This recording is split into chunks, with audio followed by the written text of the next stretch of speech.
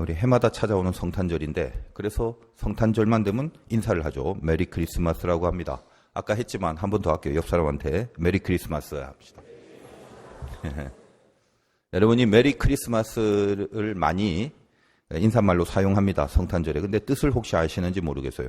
뭐 다 아시죠? 메리라는 말은 이제 영어로 즐거운, 기쁜 이런 말이고 크리스마스라는 것은 크라이스트와 마스 합친 말입니다. 크라이스트, 그리스도를 말하는 거고 마스는 미사, 캐톨릭에서는 예배를 미사라고 하죠. 그러니까 그리스도 미사 이 말입니다. 그래서 그리스도에게 예배를 드리는 즐거운 날, 그걸 크리스마스, 메리 크리스마스라고 하는 겁니다. 그러니까 그리스도에게 예배를 드리는 것이 왜 기쁘고 즐거운지를 좀 알고 있어야 되겠죠. 당연히 그리스도에게 예배를 드리는 건 기쁩니다. 뭐 그렇게 이제 말을 하면 할 수 없겠지만, 근데 구체적으로 그 이유가 뭔데? 이런 질문을 받게 되면 거기에 대해서 어떤 이유는 분명히 알고 있어야 된다 이 말이에요. 오늘 왜 성탄절이 기쁜 날인지 알고 가시면 됩니다. 예전에 제가 이제 교회 안 다닐 때도 크리스마스가 참 기쁘고 즐거웠죠. 왠지 모를 연말에 들뜬 분위기, 그리고 무엇보다도 빨간색 공휴일이라는 거, 그리고 이거 뭐 양말 걸어두면 뭐 산타가 안 주는 줄 알지만 어쨌든 간에 선물이 뭔가 당기는 사건들, 뭐 그리고 재미있는 TV 프로그램도 많이 하고 등등. 크리스마스를 이용해서 내가 즐거워할 수 있는 일들을 아주 놀면서 할 수 있다는 아주 인간적인 차원에서 기쁜 날이었습니다. 그러다 예수를 믿고 나서는 나를 구원하신 주님이 태어나신 날이기 때문에 사뭇 이 날이 내 신앙에 있어서 의미와 비중이 있는 그런 날이 된 거죠. 쉽게 말하면 예수님의 생일입니다. 그래서 우리가 이제 어떤 사람의 생일을 축하한다면 그 사람 나하고 상관없는 사람이 아니라 뭐 가족이나 친구들 같이 나하고 상관이 있는 사람의 생일일 때 그때 축하하고 기념을 합니다. 그 사람이 태어난 게 참 기쁘다고 표현을 하는 거죠. 근데 그 사람이 태어난 거, 그 사실 자체가 나한테 무슨 기쁨이 되는 건가? 뭐 굳이 이제 의미를 부여하자면 소중한 하나의 생명과 인격이 탄생했다. 그 사실만으로도 뭐 충분히 귀한 의미는 될 수 있겠지만 그 사람의 존재가 나한테 뭔가 덕이 되고 유익이 되고 그 사람으로 인하여 내가 뭔가 좋은 영향을 받을 수 있는 그런 사이일 때, 그래서 이제 네가 태어난 게 참 기쁘다. 그렇게 표현을 하는 것이 진정한 생일 축하의 의미가 아니겠습니까? 마찬가지로 예수님이 이 세상에 태어난 그 사건이 나에게 어떤 영향을 주는가에 대한 분명한 인식이 있어야 진정한 의미에서 주님의 탄생을 이제 기뻐할 수 있는 것이고, 그래야만 진짜로 메리 크리스마스가 되는 것입니다. 자, 우리나라는 언제부턴가 아무튼 뭐 인구 대비 가장 많은 교회가 있는 그런 나라인데도 갈수록 이 성탄절을 기념하는 눈에 보여지는 퍼포먼스들이 사라지고 있죠. 거리에서 들려오는 캐롤송 이런 거 없죠. 이제 새벽송, 뭐 크리스마스 전에 뭐 올라이트 뭐 이런 거 교회 프로그램에서 사라진 지가 꽤 오래됐는데, 언젠가 제가 그 일본에 예전에 한번 갔을 때 그 12월 초인가 11월 말인가 그랬습니다. 근데 이 크리스마스 시즌인 걸로 기억하는데 정말 많이 놀랐어요. 일본은 기독교하고는 상관이 없는 나라예요. 근데 작은 변두리 도시였는데 제가 그때 뭐 집회인가 뭐 선교를 하러 갔을 때인데 그때 모든 상점, 뭐 식당, 백화점 등등 거리마다 뭐 산타 복장도 엄청 많고 뭐 루돌프 형상도 뭐 부지기수로 많고 뭐 캐롤이 도처에서 흘러나오고 그럽니다. 그러니까 거의 한 달 이상을 내내 벌써부터 이제 그런 분위기가 다 형성이 돼 있다는 말이에요. 그리고요, 일본은 크리스마스가 공휴일이 아니에요. 빨간 날이 아니단 말이에요. 그럼에도 왜 이렇게 이 성탄절 분위기가 활성화되었겠습니까? 또 이게 재미있는 것은 일본이라는 나라는 이렇게 각 마을마다 이제 기독교가 아니라는 말을 제가 좀 말씀드리고 싶은데 항상 두 개가 있어요. 아무리 작은 마을이라도 불교 사찰 그리고 그들의 전통 종교인 신도, 이 두 가지가 다 있어요. 근데 뭐가 재밌냐면 크리스마스가 되면 이 절과 신도에서 크리스마스 행사를 합니다. 그러니까 거기 뭐 산타 모자를 쓴 불교 성들이 이렇게 선물도 나눠주고 산타 모자를 쓴 무슨 이렇게 부처 이런 그림 같은 것도 그려갖고 막 장식도 하고, 그래서 당일에 주님이 탄생하신 날인데 절에 가거나 신도에 가면은 기념품 나눠주고 그래요. 이게 뭐냐면 다 그 일본식 상술이죠. 그 나라는 하여간 이 상술 하나는 기가 막힌 나라지 않습니까? 그래서 크리스마스는 가장 핵심적인 이슈가 그 상술의 극대화의 활성화를 위해서 연인들끼리 데이트를 하는 아주 최고의 기념일로 그렇게 만들어가고 몰아갑니다. 그러니까 식당, 뭐 백화점, 가게 이런 거 영업이 가장 활성화되는 시즌이 된다 이 말이에요. 그래서 어딜 가나 특히 일본은 크리스마스 분위기가 아주 활발하게 우리보다 훨씬 더 몇 배로 진행되고 있다는 것입니다. 다 상업이죠. 제가 뭐 이렇게 딴지를 거는 건 아닙니다만 우리도 이제 안 믿는 사람들은 오늘 크리스마스는 더군다나 우리는 또 저 빨간 날이니까 서로 막 선물하고 밥 먹고 데이트하고 그러는 건데 예수 믿는 우리들도 그런 세상적인 성탄의 분위기를 따라가려 한다면 그건 이제 조금 다시 생각해 봐야 하지 않을까 싶습니다. 예수님이 탄생하신 날에 선물을 준비하려면 동방박사들처럼 예수님께 드리는 선물을 준비해야지 왜 우리끼리 그 선물을 주님 탄생하신 날 주고받고 그러냐 이 말이죠. 그러면 이제 세상적인 크리스마스 분위기를 따라가는 것이 됩니다. 제가 그 뭐 나쁘게 생각하는 건 아닙니다. 뭐 선물할 수도 있죠. 예수님의 탄생이 기쁘니까 서로 이렇게 가족끼리 혹은 좋아하는 사람끼리 기쁜 마음에서 이렇게 선물도 줄 수 있고 뭐 어디 뭐 외식도 좀 할 수 있고 다 좋습니다. 그러나 하루 종일 우리 안에 정작 그날 오늘 태어나신 주님에 대한 마음, 의식, 인식 이런 게 하나도 없이 그냥 세상에서 추구하는 행사들로만 보내버린다면 그거는 이제 성탄을 기념하는 예수 믿는 사람으로서는 심각하게 생각해 봐야 하는 것입니다. 뭐 여러분 이제 기쁘게 뭐 주고받고 성탄을 이렇게 뭐 식사도 하고 선물도 하고 하지 말란 말이 아닙니다. 다 좋잖아요. 그러나 예수님의 탄생을 기뻐하는 그 마음이 하나도 없이 한다면 세상 사람들과 다를 게 없죠.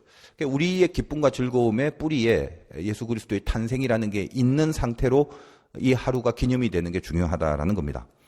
신자들에게 있어서 그렇다면 이 크리스마스에 해야 될 가장 중요한 일은 성탄절 예배를 드리는 겁니다. 일단 그게 첫째죠. 탄생을 축하하는 예배를 드리는 거. 그것이 아까 말씀드린 크리스마스라는 뜻입니다. 그리고 그 예배에 있어서 예수님이 탄생하신 사건이 뭔가 내 안에 진짜 즐겁고 기뻐해야 될 이유가 있구나라는 걸 분명히 새기는 거. 이것이 성탄절, 크리스마스 때 이 예배 속에서 우리가 붙들어야 될 것이다라는 겁니다. 신자가 보내야 될 성탄절의 모습이죠. 여러분이 이제 서로 요즘은 그런 게 없습니다만 그래도 뭐 예전에는 성탄 카드 같은 것을 이렇게 서로 주고받고 많이 했는데 그 크리스마스 카드를 보면 영어로 이렇게 X하고 짝대기 하나 긋고 마스 이렇게 돼 있잖아요. 거의 다. 거기서 이제 X라는 것은 영어의 알파벳 X가 아니라 그게 헬라어 알파벳입니다. 키라고 읽어요. 헬라어로 크리스토라고 할 때 그 첫 자음이 키잖아요. 크리스토, 키. 근데 그게 영어의 X차고 아주 유사하게 생겼어요. 그래서 엑스마스가 아니라 원래는 그걸 제대로 읽으려면 키마스 이렇게 읽어야 되는 거죠. 그리스도에게 마스, 즉 예배한다. 그런 표현이 된다는 것입니다. 성탄절이 기쁨이 돼야 될 이유 한번 생각해 보겠습니다. 오늘 마태복음 본문은 이 성탄절 때 사용되는 아주 유명한 본문이고 아마 오늘 한국 교회의 대부분이 이 본문으로 설교를 할 것입니다. 알다시피 동정녀 탄생 사건이죠. 그리고 그 핵심은 23절입니다. 23절 보라 마태복음 1장 23절이죠. 처녀가 잉태하여 아들을 낳을 것이요 그의 이름은 임마누엘이라 하리라. 이 말 자체에 대한 이해가 어려운 말은 아닌데 뭐 하려고 이렇게 쓰셨나 라는 것이 이렇게 선뜻 붙들리지 않습니다. 오늘 여러분 그걸 좀 알았으면 좋겠는데 동정녀를 통해서 난 예수는 이꼴 임마누엘이다 이 말이에요. 그렇다면 임마누엘은 여러분 얼마나 많이 알고 있습니까? 하나님이 우리와 함께 하신다. 함께 마누 이게 우리와 엘 하나님. 그래서 임마누엘 하나님이 우리와 함께 하신다 이거예요. 이게 뭐라고요? 동정녀 탄생. 동정녀를 통하여 탄생한 예수 이꼴 임마누엘 즉 하나님이 우리와 함께 하신다. 요것이 같은 말이다라는 걸 이해를 하셔야 되는 것입니다. 제가 그 성탄절마다 자주 설명해 드리는 이 사건, 즉 임마누엘 사건의 배경을 올해도 어김없이 다시 한번 묵상해 보도록 하겠습니다. 오늘 이 마태복음 본문에 나오는 임마누엘의 역사적 배경이 이사야 7장이죠. 이사야 7장 14절로 가봅니다. 975페이지나 6페이지 그쯤에 있는데 그 이해를 돕기 위해서 일단 이사야 7장 10절에서 14절까지를 봉독해 드립니다. 못 찾으시는 분은 골똘하게 들으셔도 됩니다. 한번 봉독해 드리도록 하겠습니다. 마태복음에 나오는 임마누엘의 배경이 된 사건입니다. 여호와께서 또 아하스에게 말씀하여 이르시되 너는 네 하나님 여호와께 한 징조를 구하되 깊은 데서든지 높은 데서든지 구하라 하시니 아하스가 이르되 나는 구하지 아니하겠나이다. 나는 여호와를 시험하지 아니하겠나이다 한지라. 이사야가 이르되 다윗의 집이여 원하건대 들을지어다. 너희가 사람을 괴롭히고서 그것을 작은 일로 여겨 또 나의 하나님을 괴롭히려 하느냐. 그러므로 주께서 친히 징조를 너희에게 주실 것이라. 보라, 처녀가 잉태하여 아들을 낳을 것이요 그의 이름을 임마누엘이라 하리라. 상당히 깊은 그 내용이고 제가 여러 번에 걸쳐서 이 본문에 대한 설교를 많이 했습니다. 이해를 돕기 위해서 혹시 또 초신자들도 있으니까 잠깐만 우리 한번 생각을 해보자는 거예요. 이 배경에 대해서. 당시 상황이 그렇습니다. 남유다에 아하스 왕이 있었는데 북이스라엘의 왕인 베가와 아람 왕 르신이, 즉 북이스라엘과 아람이라는 이방 나라가 연합을 해서 남유다를 공격합니다. 초신자들은 잘 모를 수 있겠습니다만 이스라엘 백성이 12지파가 있다가 나중에 분열이 돼서 남북왕국으로 갈라지죠. 우리나라 지금 남한 북한처럼 말입니다. 이스라엘과 우리가 유사한 게 굉장히 많은데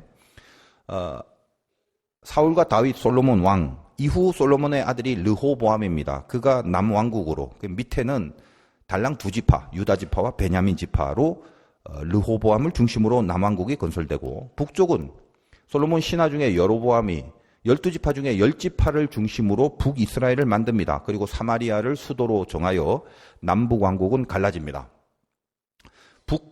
북왕국의 10지파 중에 에브라임 지파가 가장 컸기 때문에 성경에서는 북이스라엘을 대표적으로 에브라임 이렇게 많이 호칭을 합니다. 한동안 사이가 안 좋겠죠. 갈라졌으니까 남한 북한 개념입니다. 그래서 BC 800년쯤 예수님 탄생하기 800년 전쯤에 드디어 북이스라엘의 세력이 아람이라는 이방과 연합하여 이 남유다를 치러 옵니다. 이사야 오늘 그 7장을 읽었는데 7장 2절에 보면 어떤 사람이 다윗의 집에 알려 이르되 아람이 에브라임과 동맹하였다 하였으므로 왕의 마음과 그의 백성의 마음이 숲이 바람에 흔들린 같이 흔들렸더라. 아람과 에브라임이 동맹했다. 아람이라는 거대한 이방 세력과 에브라임, 즉 북이스라엘이 동맹하여 남유다를 치러 내려옵니다. 이때 남유다의 왕이 아하스라는 사람입니다.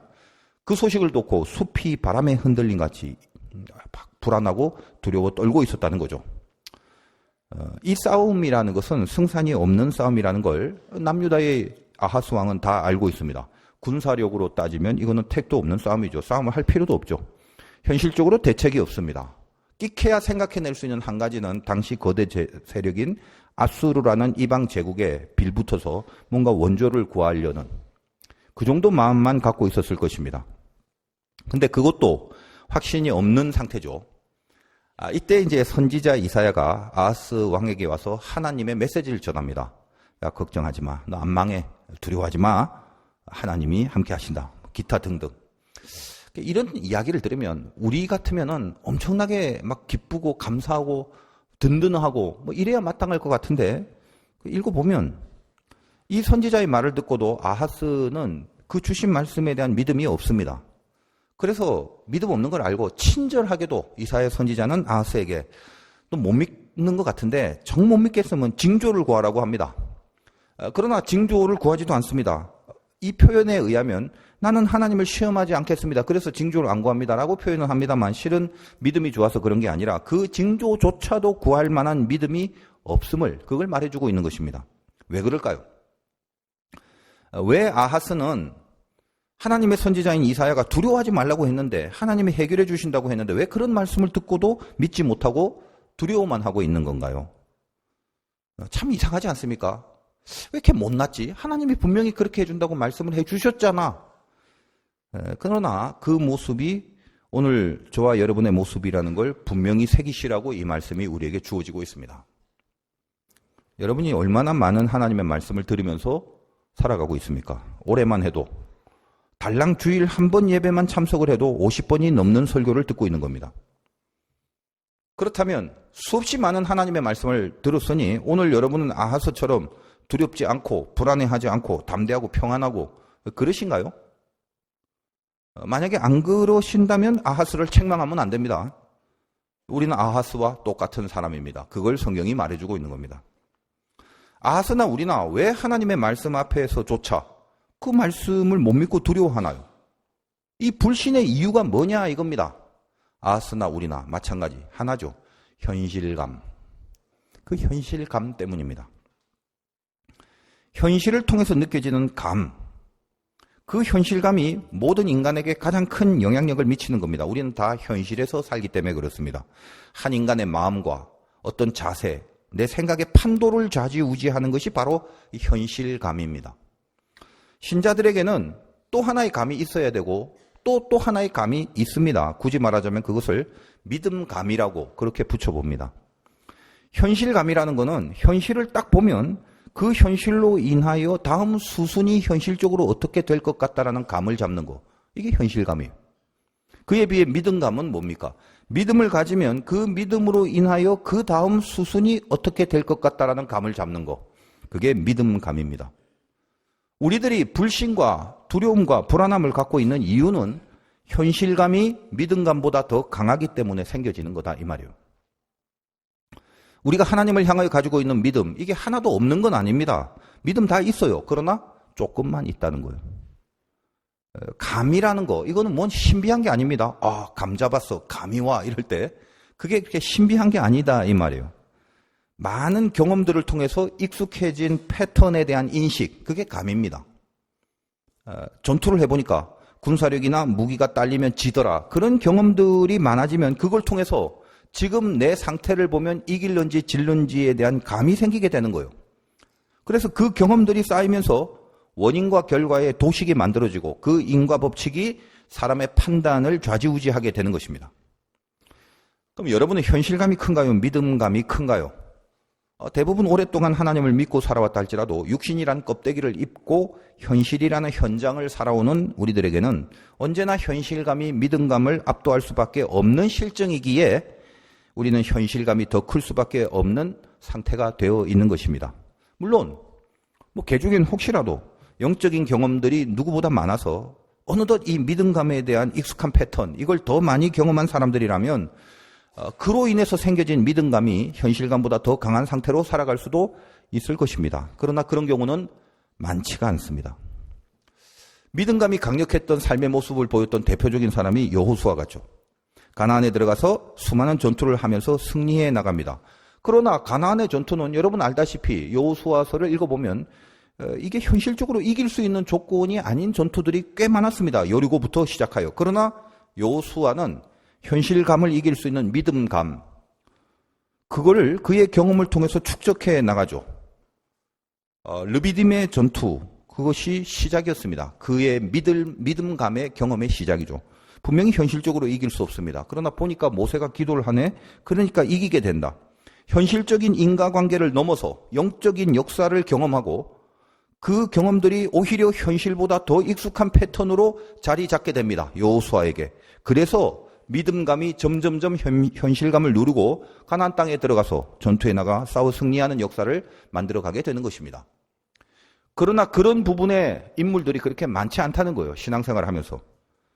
그렇다면 예수 믿는 우리들이 당장 살아가는 건 현실인데 이 현실을 이길 수 있으려면 믿음감이라는 게 있어야 되는데 이 믿음감을 키우기 위해서 그렇다면 많은 경험들이 필요하다고 했는데 그 경험이라는 게 경험을 하는 사건들이 쌓여서 생기는 게 경험이지 경험아 생겨라 해서 뚝딱 생기는 건 아니다 이 말이에요.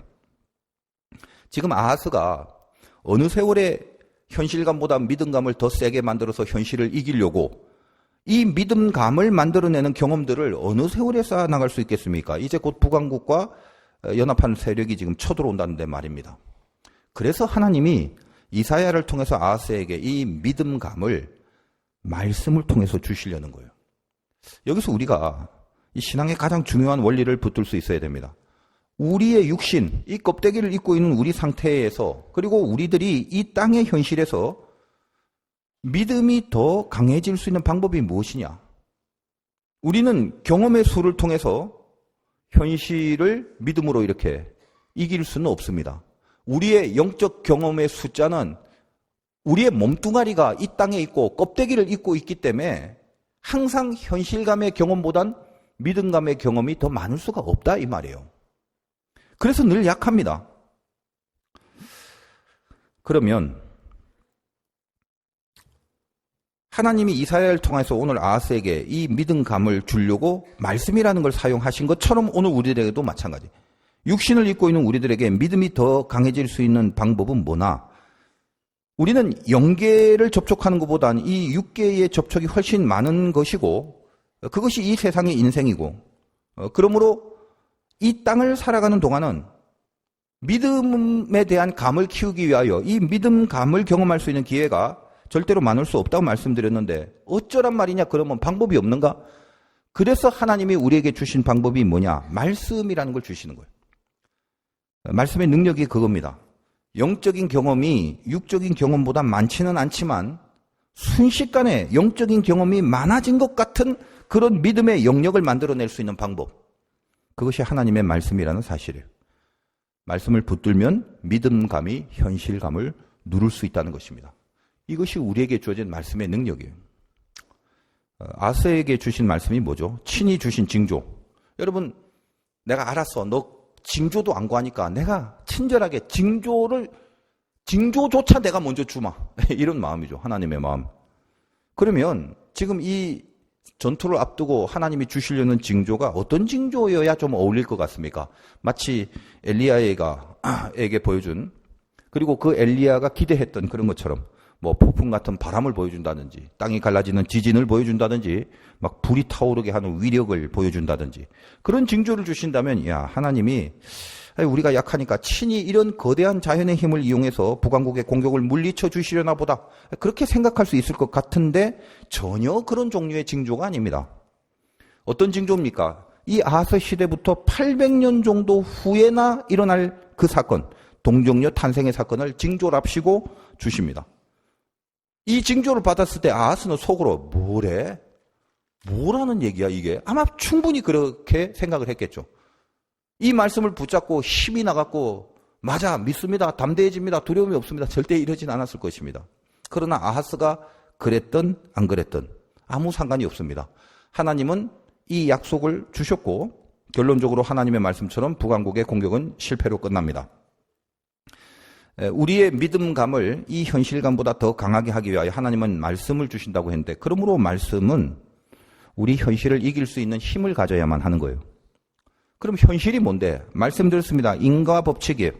거기서 현실감이 생겨진다고 그랬죠. 말씀이라는 건 고로 인과 법칙을 넘어설 수 있는 능력이 있습니다. 말씀을 통하여 믿음의 감을 갖고 있는 게 현실감을 이기기 위해서는 이 말씀이 인과의 모든 법칙 위에 서 있어야 된다는 거예요. 그게 하나님의 말씀입니다. 고로 오늘 본문은 동정녀 탄생이 임마누엘이라고 그렇게 이야기를 하는데 여러분 세상 천지에 이 온 우주의 수많은 인과 법칙 중에 남자와 여자가 만나서 남자와 여자 사이에서만 아이가 태어난다는 법칙보다 더 분명하고 확실한 인과 법칙이 어디 있습니까? 원인과 결과가 분명한 법칙. 그것이 남자와 여자의 관계 속에서 또 다른 생명이 태어난다는 법칙인데 그런데 하나님이 우리와 함께한다는 임마누엘 이것이 무엇을 근거로 생긴 건가 하면 처녀가 잉태하여 아들을 낳으리니 그걸 임마누엘이라 하라. 처녀가 잉태하는 것을 근거로 생긴 게 우리와 함께 하신다는 임마누엘이다라는 얘기를 하는 것입니다. 처녀가 잉태한다. 현실 원리에 없는 거요. 원인과 결과의 도식으로 이루어질 수 없는 거. 그것이 동정녀 탄생입니다. 원인과 결과를 넘어선 거, 현실감을 넘어선 거. 그것이 바로 임마누엘. 하나님이 우리와 함께 하신다라는 것이죠. 여기에 대하여 이 깊은 이야기를 어떻게 이렇게 길게 할 수 있겠습니까? 아하스가 바람에 흔들리는 이유가 뭐죠? 올해의 이 마지막 연말에 여러분이 불안해하거나 걱정이 되는 이유가 뭐죠? 지금 이 현실을 풀어가야 될 원인이 될 수 있는 게 나한테 없기 때문에 흔들리고 있는 거죠.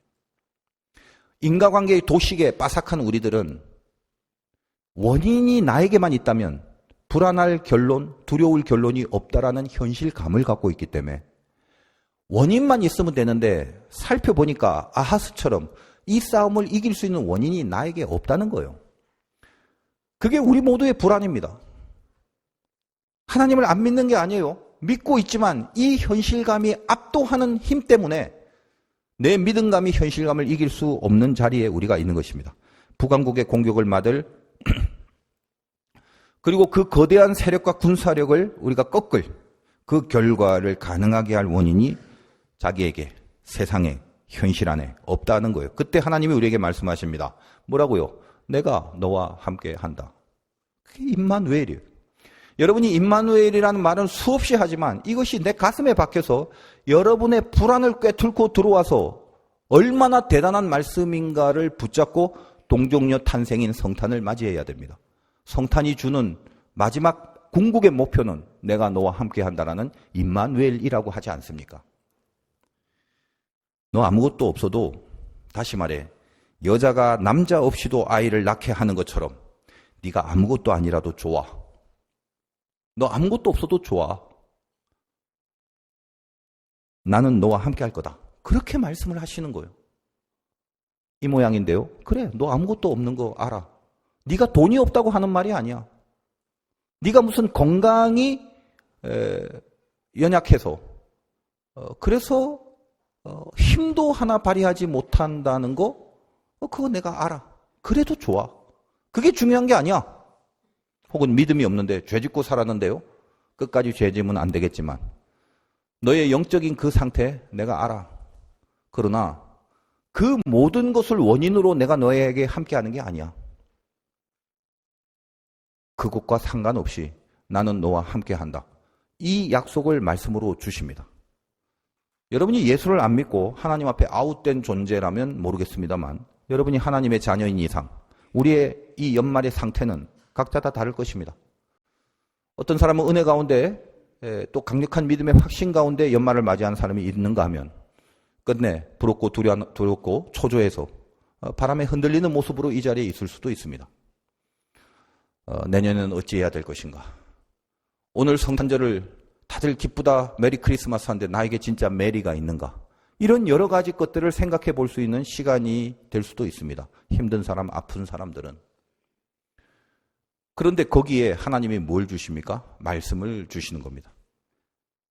우리의 믿음감이 현실감을 이기기 위하여 우리가 영적으로 이기는 경험들은 별로 없었다 할지라도 하나님은 그 영역을 주시기 위하여 약속의 말씀을 던져주십니다. 그 모든 것과 상관없다. 내가 너와 함께한다. 무슨 근거로요? 처녀가 잉태하는데 근거가 있더냐? 처녀가 잉태하여 탄생한 그 예수 그리스도, 그것이 내가 너에게 함께 하시는 원리와 동일한 거다라는 이야기를 하는 것입니다. 복음이 뭐죠? 우리는 하나님의 형상대로 만들었지만 죄를 지어버렸어요. 그래서 멸망할 수밖에 없는 거죠. 성탄절날 우리가 시시덕거릴 여유가 없습니다. 사실은. 도무지 죄를 이길 수 있는 방법도 없는 거예요. 하여간 교인들 보면 지독하게 죄를 짓고 사는 거예요. 못 끊어내요. 그런데 소망이 없어 보이는데, 인간인 내가 봐도 소망이 없어 보이는데 하나님이 뭐라고 하시냐면 임마누엘, 그 주님이 오늘 나에게 오신다는 겁니다. 내가 죄를 이길 수 없어서 내 결론은 원인 결과의 도식으로 본다면 지옥 불구덩이일 수밖에 없는데, 그게 뻔한데 주님이 오셔서 나에게 이 결과에 대한 원인을 찾지 않으시고 당신이 스스로 원인이 돼서 우리를 죄에서 구하시고 용서하시고 이 죄를 이기고 극복할 수 있는 권세를 우리에게 주셨다는 거예요. 내가 죄를 이길 수 있다면, 내가 죄의 용서를 받을 수 있다면, 주님의 영광을 위해 살 수 있다면, 천국을 갈 수 있다면, 내가 이 세상에 닥친 고난을 이겨낼 수 있다면 그거는 나에게 있는 것으로 가능한 게 아니라 이 땅에 주님이 탄생하심으로 가능케 된 사건이라는 것입니다.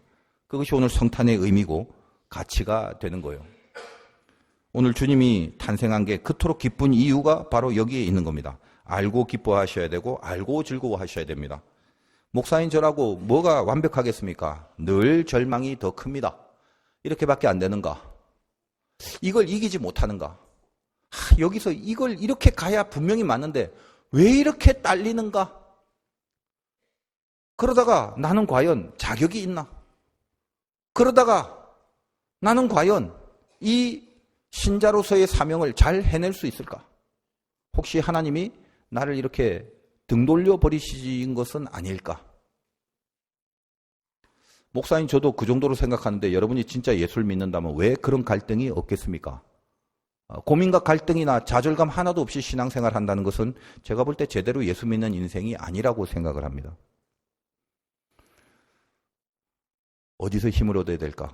아무리 둘러봐도 내 현실감으로는 비전이 없고 승산이 없습니다.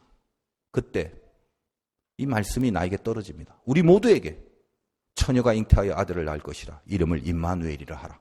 이 말씀이 성탄에 떨어지는 것입니다. 저는 크리스마스가 연말쯤 있는 게 얼마나 좋은지 몰라요. 힘써 지쳐 안 되고 패배해서 쓰러져 가서 이제 자빠질 그 무렵쯤 와서 이 성탄에 우리에게 하나님이 메시지를 주십니다.